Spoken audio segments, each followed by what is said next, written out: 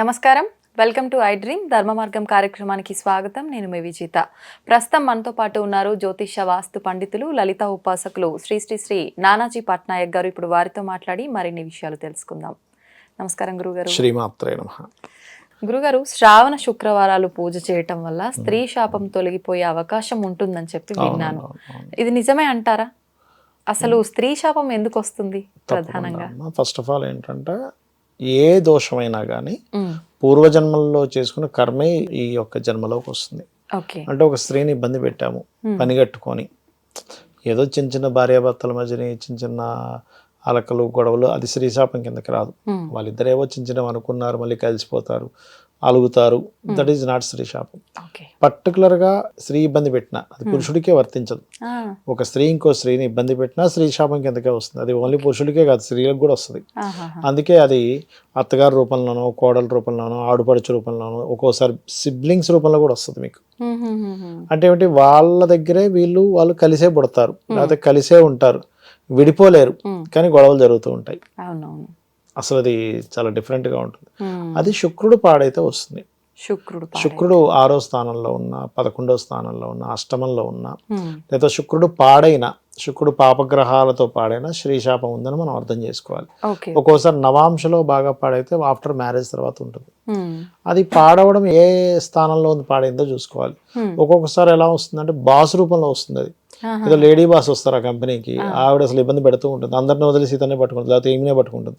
మనకు అర్థం కాదు, ఏమిటి అందరితో బాగుంటారు, నాతో ఎందుకు ఇట్లా అవుతుంది అంటే అది కర్మ అనమాట. వాళ్ళనే టార్గెట్ చేస్తారు, మిగతా వాళ్ళందరితో బాగానే ఉంటారు. మళ్ళీ కొన్ని వాళ్ళు ఏమైనా అందరితో అలా ఉన్నారంటే అలా కూడా ఉంటారు. బికాజ్ వీళ్ళకి వీళ్ళ జాతకంలో బాస్ రూపంలో స్త్రీ శాపం వచ్చేది ఉంటుంది. కొన్నిసార్లు ఆడపడుచు, భార్య, పర్టికులర్ గా ధనుర్లగ్నం వాళ్ళకైతే భార్య రూపంలోనే ఆ ఇబ్బంది అనేటువంటిది ఏర్పడుతూ ఉంటుంది. అది చాలా మందికి అత్త కోడళ్ళకి అత్త కోడళ్ళకి కూడా స్త్రీ శాపమే, అది కూడా స్త్రీ శాపం. అయితే దీనికి ఏంటంటే శ్రావణ శుక్రవారాలు, ఎందుకంటే శుక్రుడికి అధిష్టాన దేవత అమ్మవారు లక్ష్మీదేవిగా చెప్తూ ఉంటారు. శ్రావణ శుక్రవారాలు ఎవరైతే చేస్తారో ఖచ్చితంగా ఈ దోషం చాలా మటుకు తగ్గుతుంది. అయితే ఇది చేసేటప్పుడు లక్ష్మీ గణపతి పూజ చేసి నారాయణ్ణి, సహజంగా శుక్రవారాలు మనం చేసేటప్పుడు చాలా మంది ఏం చేస్తారంటే డైరెక్ట్ గా అమ్మవారి నామాలతో స్టార్ట్ చేస్తారు. అలా కాకుండా ముందు నారాయణ్ని, విష్ణువుని ప్రార్థించి తర్వాత లక్ష్మీదేవిని ప్రార్థించాలి. ఎందుకంటే విష్ణువు ఎక్కడ ఉంటే అమ్మవారు అక్కడ ఉంటుంది కాబట్టి ఆ రకంగా. అదే విధంగా మరొకటి ఏంటంటే, ఈ శుక్ర సంబంధించిన దోషం ఏర్పడింది కాబట్టి, స్త్రీ శాపం ఏర్పడింది కాబట్టి బొబ్బర్లు ఒకటి, ఉలవలు ఒకటి దానంగా ఇవ్వాలి. బొబ్బర్లు, ఉలవలు మంగళ శుక్రవారాలు ఇవ్వాలి. ఇచ్చినట్లయితే క్లియర్ అవుతుంది. అయితే కొంతమంది జన్మజాతకాల్లో ఉంటుంది కానీ పనిచేయదు ఒక్కోసారి. ఎందుకు పనిచేయదు అంటే అది శుభగ్రహాల మధ్యన ఉంటుంది. ఒక్కోసారి అది శుభ ఫలితాలు ఇస్తుంటుంది, అప్పుడు ఎక్కువ ఇబ్బంది ఫలితాలు రావు. ఏదో కొంతకాలం, ఏదో 1 year బాధపడ్డాను, 6 months బాధపడ్డాను, లేకపోతే ఈ వీక్ ఎందుకో నాకు ఆడవాళ్ళతో గొడవ వచ్చింది, ఇట్లాంటివి జరుగుతాయి. కానీ కంప్లీట్ లైఫ్ లాంగ్ ఉండదు.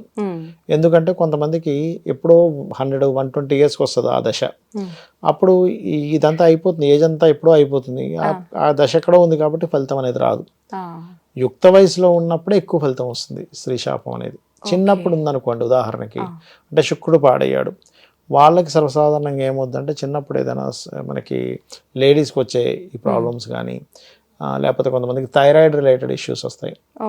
సహజంగా థైరాయిడ్ రిలేటెడ్ ఇష్యూస్ నా రీసెర్చ్లో తేలింది ఏంటంటే, 2వ స్థానంలో ఉండేటువంటి శుక్రుడు లేదా 3వ స్థానంలో ఉండే శుక్రుడు పాడైతే ఎక్కువగా వస్తుంది థైరాయిడ్ గ్రంథులకు సంబంధించిన విషయంలో. అలాగే బాగా అంటే మైండ్లో బాగా ధనం సంపాదించాలనుంది కానీ సంపాదించలేకపోతున్నారు, ఫెయిల్యూర్ అవుతున్నాయి అన్ని. ఏదో ఒక ఇది నేర్చుకున్నారు, ఏ ఆర్ట్స్ నేర్చుకున్నారు, అందులో రాణించలేదు, వివాహం అయిపోయింది. ఇంకోటి ఏదో బిజినెస్ పెడదామంటే భర్త ఒప్పుకోలేదు, లేకపోతే వీళ్ళే ఏదైనా చేద్దాం అనుకుంటే ఏదో ఒక కారణం చేత వీళ్ళకి ఆగిపోతుంది. అప్పుడు థైరాయిడ్ అనేది వస్తుంది వాళ్ళకి. అంటే ఇది 2nd house థైరాయిడ్, దీనికి సంబంధించింది. ధనం కూడా 2nd house రిలేటెడ్. అందుకని మన మైండ్లో ఏదైతే రన్ అవుతూ అది నేను చేయలేకపోతున్నాం అనుకుంటామో అది ఆరోగ్యం మీద ఎఫెక్ట్ చూపిస్తూ ఉంటుంది. సుఖ వ్యాధులు వస్తాయి ఎక్కువగా శుక్రుడు పాడైతే. సుఖ వ్యాధులు, ఈ జెనెటికల్ గా వచ్చేవి కొన్ని, అండ్ కంటి చూపుకి సంబంధించినవి ఇట్లాంటివి వస్తూ ఉంటాయి. అయితే వీటన్నిటికీ కూడా ఏమీ లేదు, శుక్రకేతు గ్రహాల దగ్గర దీపారాధన చేస్తూ మీరు కనుక అమ్మవారి నామాన్ని మీరు ఎంత చేస్తూ ఉంటే ఈ శుక్ర సంబంధించిన దోషాలు తొలగుతాయి. అయితే స్త్రీశాపం ఉన్న వాళ్ళకి గొడవలు జరుగుతుంటాయి కదా, వీళ్ళు తెలియక ఏం చేస్తారంటే ఇంకా గొడవలు పెట్టుకుంటూ ఉంటారు. మీకు శుక్రుడు నేను చెప్పిన స్థానాల్లో ఉన్నాడు అన్నప్పుడు Hmm. గొడవ పెట్టుకోకుండా వీలైనంత మటుకు కాంప్రమైజ్డ్గా అక్కడి నుంచి వచ్చేయడం బెస్ట్.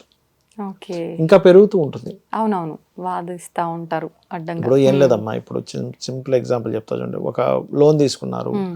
మీరు మనీ కట్టేస్తే లోన్ తీరిపోతుంది. తీరిపోతుంది, మీరు ఆపుతూ ఉన్నారు, వాటి పెనాల్టీ మీద పెనాల్టీ, వడ్డీ మీద వడ్డీ పడుతుందిగా, పెరిగిపోతుంది. అవును. పెరిగిపోతుందిగా. ఇక్కడ చేసే మిస్టేక్ కూడా అదే. వీళ్ళు ఏం చేస్తారు, వాదిస్తారు, గొడవలు పెట్టుకుంటారు.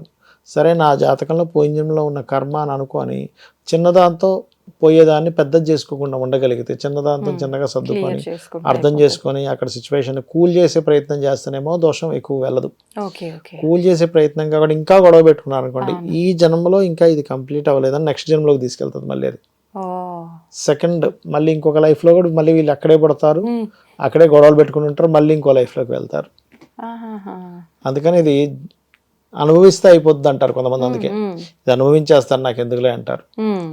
ఒకటి అనుభవించే ధైర్యమైనా ఉండాలి, లేకపోతే పరిహారం చేసుకునైనా బయటపడాలి. అంతేగాని ఇది ఎట్లా అది ఎట్లా అని చెప్పి గొడవ పెట్టుకోవడానికి లేదు. ఓకే. నువ్వు ఒక బస్సు ఎక్కి పలానా ఊరు వెళ్తుందని బస్సు ఎక్కి నువ్వు ఈ బస్సు అక్కడికి ఎందుకు వెళ్తుంది, ఇంకో దగ్గరికి వెళ్ళాలంటే కుదరదు. ఫ్లైట్ ఎక్కి యుఎస్ వెళ్ళే ఫ్లైట్ ఎక్కాము, యుఎస్ఏ వెళ్తుంది అది. నువ్వు ఫ్లైట్ ఎక్కిన తర్వాత డ్రైవర్తో అక్కడ ఉండే వాళ్ళతో నువ్వు ఇది ఇట్లా యుఎస్ పోతుంది, నేను ఇంకో దగ్గర పోవాలంటే పోతుంది, చైనా పోమంటే పోతుంది. నువ్వు ఆ ఫ్లైట్ ఎక్కావు అంతే, నీ కర్మలో ఆ ఫ్లైట్ ఎక్కి అక్కడ వెళ్ళాలన్నది.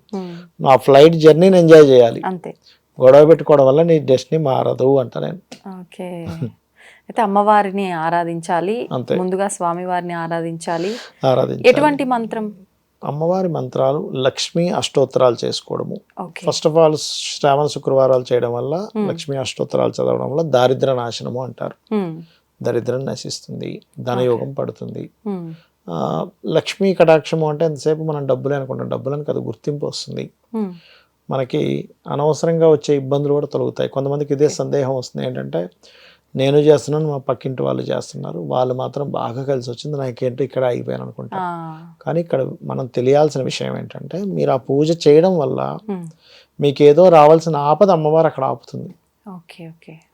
మీకు ఏదో పెద్ద ఇబ్బంది ఉందనుకోండి, ఆపేసింది అనుకోండి, ఈ కర్మ ఈ పుణ్యం ఇక్కడికి అయిపోయింది. వీళ్ళకి ఏ ఆపదలు లేవు, ఆ కర్మ ఎదగడానికి పనికి వచ్చింది. సో ఎప్పుడైనా ఏదైనా నోము పూజ పునస్కారాలు ఏదైనా చేసేటప్పుడు మనకి పెద్ద పెద్ద రిజల్ట్స్ కనిపించట్లేదు అంటే పెద్ద పెద్ద ఇబ్బందులు పడవలసింది ఆగిందని మనం అర్థం చేసుకోవాలి. ఓకే.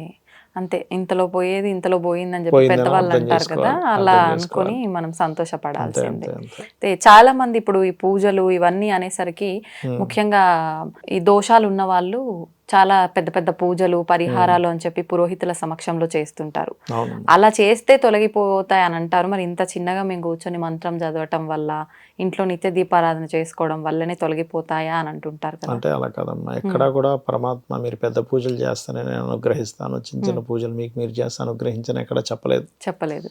చెప్పనప్పుడు మనం ఎందుకు అట్లా అనుకుంటున్నాం, ఫస్ట్ మనం అర్థం చేసుకోవాలి. భక్తి చెప్పాడు శ్రీకృష్ణ పరమాత్మ స్వయంగా చెప్పాడు, నన్ను 4 విధములైనటువంటి పుణ్యాత్ములు నన్ను ఆశ్రయిస్తున్నారు, ఆర్తులు, జిజ్ఞాసులు, అర్ధకాములు, జ్ఞానులు, వారి వారి విధముగా వాళ్ళని నేను అనుగ్రహిస్తున్నా అన్నాడు.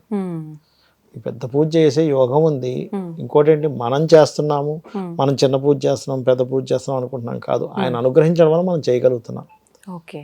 కొంతమంది భక్తులుగా ఉన్నారు, కొంతమంది నాస్తికులుగా ఉన్నారు అనుకుంటాం కాదు, నాస్తికులుగా ఉన్నారంటే వాళ్ళకి ఇంకా భగవంతుని చేరుకునేటువంటిది రాలేదు. అయితే నాస్తికులుగా ఉన్న వాళ్ళంత మాత్రం చేత వాళ్ళని తప్పు అని కాదు, వాళ్ళు ఇంకో రూపంలో సేవ చేస్తున్నారేమో. ఒక వ్యక్తికి ఫుడ్ పెడుతున్నారు, ఇప్పుడు వేరే రకరకాల ప్రాణులు అన్ని భగవత్ స్వరూపమే కదా. ఒక జీవికి ఫుడ్ పెట్టినా, లేకపోతే ఒక వ్యక్తికి అన్నం లేదంటే అన్నం పెట్టినా, చదువు లేదంటే పుస్తకం ఇచ్చినా, అది కూడా భగవత్ సేవలో ఒకటే. కాకపోతే మరి పూజ ఎందుకు చేస్తున్నాము అంటే భగవంతుడిని గుర్తిస్తూ కృతజ్ఞత తెలుపుకుంటున్నాం. ఇక్కడ కృతజ్ఞత తెలుపుకోవడము, నీకు కావాల్సిన కామ్యం నెరవేర్చుకోవడం. ఇక్కడ నువ్వు ఒక మానవత్వాన్ని చూపిస్తున్నావు, మానవత్వం చూపించడం కూడా పూజతో సమానం. ఏ రకంగా చేసినా ఫలితం ఉంటుంది. ఏ రకంగా చేసినా అంటే మీరు ఎక్కడా కూడా ప్రతిఫలాన్ని ఆశించకుండా చేసే సేవ ప్రతిదీ కూడా భగవత్ సేవే. ప్రతిఫలాన్ని ఆశిస్తే అది బిజినెస్ అవుతుంది. కాకపోతే కొన్నిసార్లు తప్పదు, ఇప్పుడు మన వల్ల అవ్వదు, భగవంతుని కోరుకోవాలి. అప్పుడు స్వామి నా వల్ల అవ్వట్లేదు, నీ అనుగ్రహం కావాలని కోరుకుంటాం, దానివల్ల రిజల్ట్ వస్తుంది. ఓకే, చక్కగా వివరించారండి.